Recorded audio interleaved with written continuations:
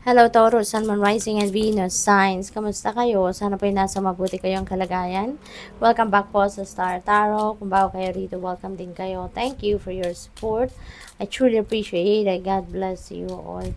Parang ang iba sa inyo dito, Taurus, siguro. Kasi ano din ngayon, malapit na ang pagsisimula ng inyong birthday season, 'di ba? Kaya parang dito parang may party no. Ang ganap dito parang may party pero baka walang dumating. No, mag-isa lang kayo rito eh. This is you.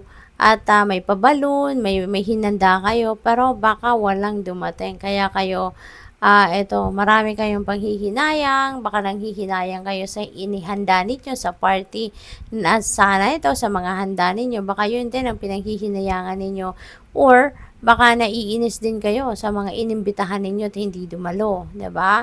Pwedeng ganoon. Kaya very sad kayo rito, no? Very sad kayo. So, if this message resonates with you, you would know kung ano ito na kinalulungkot ninyo sa ngayon. Ano tong pinanghihinayangan ninyo? Or baka yung parang nagmamaktol din kayo rito. So, depende sa inyong sitwasyon, Kayo na lang ang bahalang mag-fit, no? Sa kung if this message resonates with you.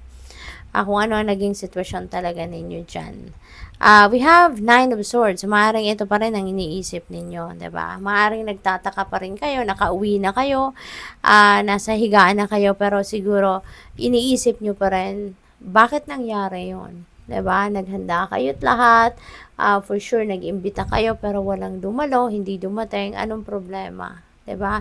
Nasaan ang problema? What's wrong with me? 'Di ba? Maaring 'yun ang iniisip ninyo. And maybe you need to reach out to people. Yun. You need to reach out to someone dito. Kasi baka kailangan nyo dito ng kausap. Kasi dito mag-isa kayo, dito rin mag-isa kayo. So yung kung ano naiisip ninyo, yun lang din, no? Yung iikot at iikot sa isip ninyo. And maybe dahil malungkot na nga kayo, nagtatampo na nga kayo, 'di ba? Mas lalo pang dadami yan, mas lalo pang manganganak ang mga ganong pakiramdam. Kaya, siguro makakatulong sa inyo if you're going to speak up or if you're going to reach out to someone, no? Lapit kayo sa kung kanino man ang mapagkakatiwalaan ninyo ng inyong kwento, lapit kayo doon sa kung sino man yung alam ninyong pwedeng makapagpagaan ng inyong pakiramdam, no? What else? We have King of Pentacles. Ayan, so, si King of Pentacles, napakaganda, 'di ba? Ang yaman na kasi nito kaya ang ganda-ganda na ng trono niya, masaya siya, 'di ba? Chilling lang siya kasi nga mayaman na siya. 'Di ba? Nasa tugatog na siya ng tagumpay, kaya relax na siya, isa na siyang boss, isa na siyang CEO, napaka matagumpay na niya lalo-lalo na pagdating sa kanyang money, career, and finances. So, pwedeng Taurus, this is your energy So, pwedeng nandito na kayo sa puntong ito ng buhay ninyo na mayaman na kayo, may sarili na kayo negosyo, booming, baka boss na kayo sa trabaho, or baka ang dami nyo ng bahay, 'di ba? Ang dami nyo ng negosyo, ang dami nyo ng ipon, yung ganon. Or, pwede rin na eto yung sitwasyon na gusto ninyong mangyari sa buhay ninyo. Eto yung sitwasyon ni King of Pentacles, ang gusto din ninyong marating. Gusto ninyong ma-achieve. Kaya, nagsisipag kayo, nagtatrabaho kayo because you have in mind the life of King of Pentacles at yun ang gusto ninyong marating. Yun ang gusto ninyong ma-experience. No? So, good luck sa iyo. What else? We have Knight of Wands. Ayan. So, may travel kayo, Taurus. Meron kayong pupuntahan. Maaaring magta-drive lang kayo papunta or magpa-public transport kayo. Pero, by land lang ang travel na ito. No? Kaya mag-iingat kayo at saka enjoy. At, makinig kayo, sa inyong intuition sa lakad ninyong ito, lalo-lalo na makinig kayo sa iyong intuition kasi baka meron kayong mga gagawin dito na hindi ninyo na pinag-isipan. Okay? Kasi maaaring na-excite kayo sa pupuntahan ninyo or na-excite kayo sa balitang ito, sa opportunity na to. Kaya, importanteng anuhin ninyo ito. Pag-isipan ninyong mabuti muna.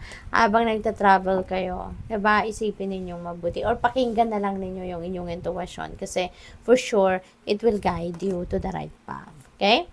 We have squirrel, always prepared. Ayan. So, laging handa. Parang Boy Scouts or Girl Scouts lang, di ba? Laging handa. You are the expert of hard work and hard play. Your cheerful and fun disposition is a blessing to everyone. Napakaganda ng influence ninyo sa mga tao. Don't let life's distraction take you off course. Make a plan for the future and life will give you all you need. Ayan, so pagplanuhan ninyo, no? Pagplanuhan ninyo, pag-isipan ninyong mabuti, lalo-lalo na kung saan kayo pupunta, wag na wag kayong susugod na hindi kayo handa. Okay? Kaya as much as possible, pag-isipan ninyo mabuti and at the same time, makinig din kayo sa inyong intuition para you will be guided accordingly, no? And wala kayong pagsisihan. We have elk, nobility. Celebrate your accomplishments with humility. Congratulations kasi meron kayong mga tagumpay, meron kayong mga matatapos na maa-accomplish na sa buhay sa ngayon. You are crowned with success. Kaya napakabongga din ninyo kasi panahon din ito ng inyong tagumpay, panahon ng inyong success. Kaya congrats to that.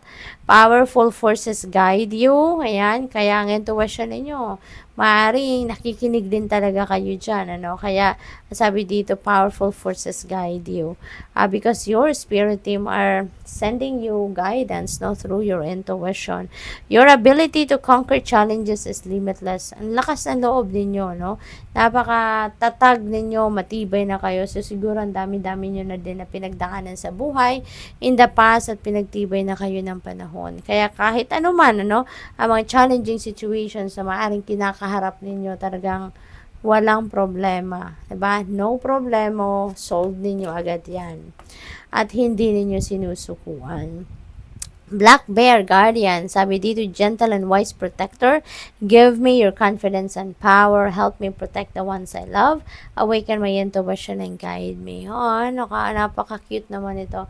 So, siguro nananawagan din ng iba sa inyo dito. Nagdadasal talaga kayo sa Panginoon at nagdadasal kayo sa mga guardian angels ninyo na protektahan kayo. At saka protektahan din, tulungan kayo na maprotektahan din ninyo at protektahan din nila yung mga mahal ninyo sa buhay.